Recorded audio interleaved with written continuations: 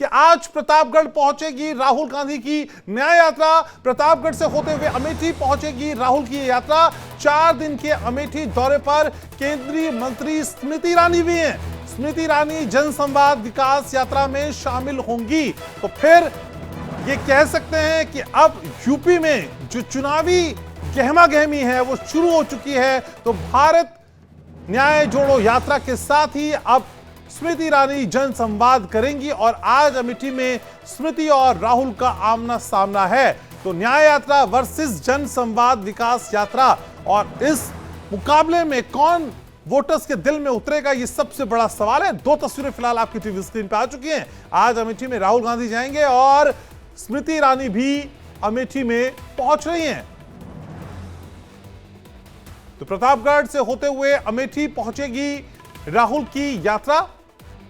तो स्मृति ईरानी भी जनसंवाद कार्यक्रम में शामिल होंगी, अपने संसदीय क्षेत्र अमेठी में मौजूद रहेंगी। जिसके बाद सियासी अटकलें तेज हो गई है, क्योंकि आज स्मृति ईरानी ने जनसंवाद विकास यात्रा में शामिल होने की बात कही है। इसलिए कयास लगाए जा रहे हैं कि दोनों नेताओं का आमना सामना बहुत संभव है। लोकसभा चुनाव से पहले दोनों के सियासी टक्कर के कई मायने भी निकाले जा रहे हैं, क्योंकि राहुल गांधी अमेठी से सांसद रह चुके हैं। तो अमेठी राहुल के लिए कितना इंपॉर्टेंट है, क्योंकि हाथ से निकला है आप जानते ही हैं, लेकिन अमेठी पे कब्जा भारतीय जनता पार्टी को बनाए रखना है। इसके लिए एक नई प्रैक्टिस के साथ स्मृति ईरानी मैदान में है और बहुत संभव है कि माना जा रहा है कि दोनों का आज आमना सामना हो सकता है। तो अमेठी में स्मृति ईरानी वर्सेस राहुल गांधी।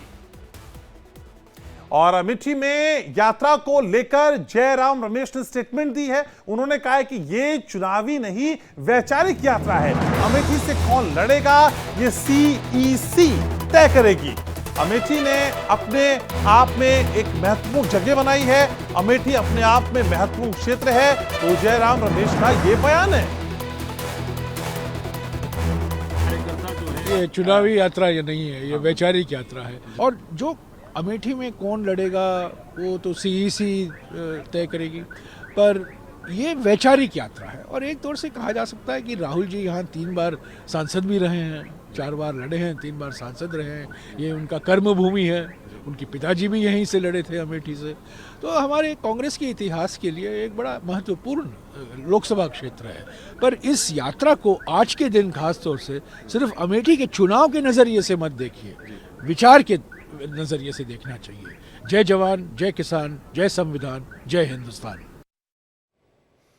तो ये राजनीतिक यात्रा नहीं है, ये चुनावी यात्रा नहीं है, ये वैचारिक यात्रा है। और कांग्रेस इस यात्रा के जरिए लोगों से कनेक्ट होने की कोशिश कर रही है। जो कांग्रेस की विचारधारा है वो कन्विंस करने का प्रयास लोगों तक किया जा रहा है। तो फिर आज अमेठी में असल में जो पॉलिटिकल टेम्परेचर है वो काफी हाई रहने वाला है। एक तरफ राहुल गांधी और दूसरी तरफ स्मृति ईरानी भी होंगी। हालांकि जयराम कह रहे हैं कि देखिए, इसको चुनाव से यात्रा को जोड़कर देखना ठीक नहीं है। ये तो हमारी वैचारिक यात्रा है, ये थॉट जर्नी है जिसको हम आगे बढ़ाते हुए लोगों तक पहुंचने की कोशिश कर रहे हैं। और सीधे रुक करते हैं, इस वक्त मेरे सहयोगी तुषार मेरे साथ जुड़ रहे हैं। तो तुषार, असल में आज अमेठी का जो पॉलिटिकल टेम्परेचर है वो तो हाई होगा, लेकिन जयराम कह रहे हैं कि देखिए चुनावी यात्रा नहीं है, वैचारिक यात्रा है। लेकिन उनके विचारों से तो उनके लोग कन्विंस नहीं हो रहे हैं, एक एक करके छोड़ रहे हैं। लोग कैसे कन्विंस हो जाएंगे? पॉलिटिकल गलियारे में क्या हलचल है तुषार?